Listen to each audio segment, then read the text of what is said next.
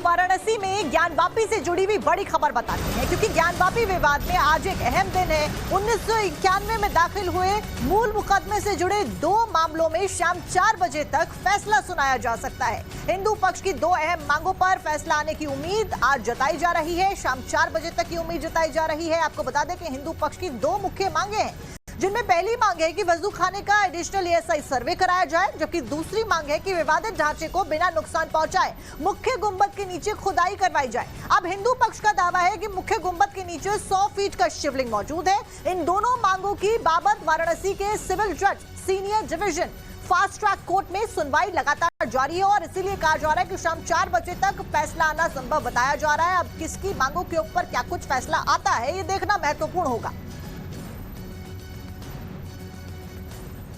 100 feet लंबी शिवलिंग का भी दावा किया जा रहा है, उसके लिए आप लोग की ओर से क्या मांग की गई है? वस्तुतः प्रोफेसर ए.एस. अल्टेकर, जो कि काशी हिंदू विश्वविद्यालय के आर्कियोलॉजी एंशिएंट हिस्ट्री के प्रोफेसर रहे हैं, उनकी पुस्तक है द हिस्ट्री ऑफ बनारस। उसमें ह्वेनसांग के काशी आने का विवरण है और जिसमें ह्वेनसांग ने ये वर्णित किया था कि 100 फीट का शिवलिंग है, शिवालय है, तो वो जस्टिफाई भी हो जाएगा और सेंट्रल डोम जो भी है सो कॉल्ड कथित मस्जिद का मध्य गुंबद के नीचे ज्योतिर्लिंग का स्थान रहा, तो वो स्थान अवश्य ही एएसआई सर्वे होना चाहिए, जिससे कि संपूर्ण रिपोर्ट आ जाए। लेकिन क्या आपको लगता है कि ये संभव हो पाएगा? क्योंकि सुप्रीम कोर्ट की ओर से वजूखाने को सील करने का आदेश दिया गया था।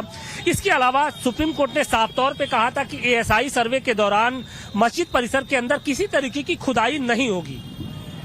ये सत्य है, परंतु भारतीय पुरातत्व की जो विशेषज्ञता है वो बनारस के सारनाथ के उत्खनन हो या राजघाट का उत्खनन हो, जिससे कि बनारस को कम से कम 3000 का इतिहास मालूम हो गया, प्रमाणिक इतिहास आया।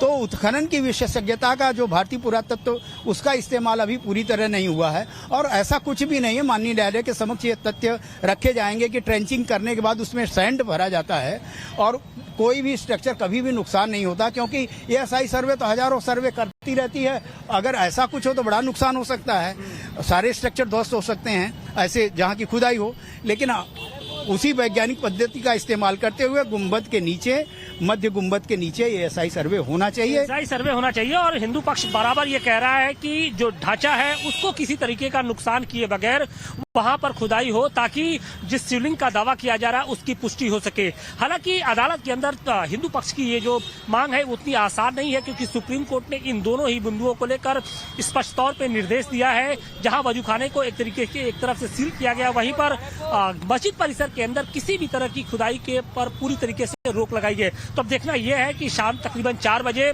जब वाराणसी की सिविल जज senior division fast track court बैठेगी तो क्या कुछ फैसला इसको लेकर देती है। वाराणसी से अधिकेश के साथ आशुतोष सिंह, टाइम्स नाउ नव भारत।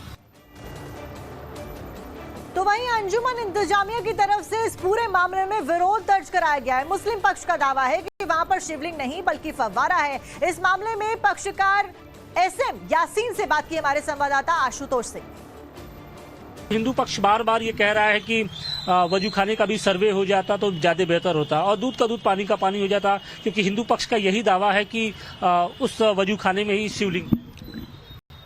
देखिए, शिवलिंग है कि नहीं है ये तो नहीं कह सकते, क्योंकि अगर वो शिवलिंग है तो फिर जो पूजा हो रही है इतने सालों से, सैकड़ों सालों से, वो क्या चीज़ है, ये इनकी मांग है। हमारा कहना यह है कि वो फव्वारा है और फव्वारा चलता रहा है। बदकिस्मती है उसकी पाइप सड़ गई थी तो उसको हमने अलग कराया, ये मैंने ही करवाया था। और अगर वजूखाने का सर्वे होता है तो हमें कोई एतराज़ नहीं है, लेकिन शर्त ये है कि हमें भी फव्वारा चालू करने की इजाज़त दी जाए, ताकि हम दिखा सकें कि वाक़ईतन ये फव्वारा है। क्योंकि पाइप उसमें आज भी मौजूद है, जो पाइप सड़ गई थी वो पाइप बाहर निकली हुई है। ऊपर से जब यहाँ वकील सर्वे हो रहा था तब उसमें जब सलाई डाली गई थी तो 64 सेंटीमीटर वो सलाई ऊपर से अंदर जा चुकी थी। शिवलिंग में तो ऐसा नहीं होता है।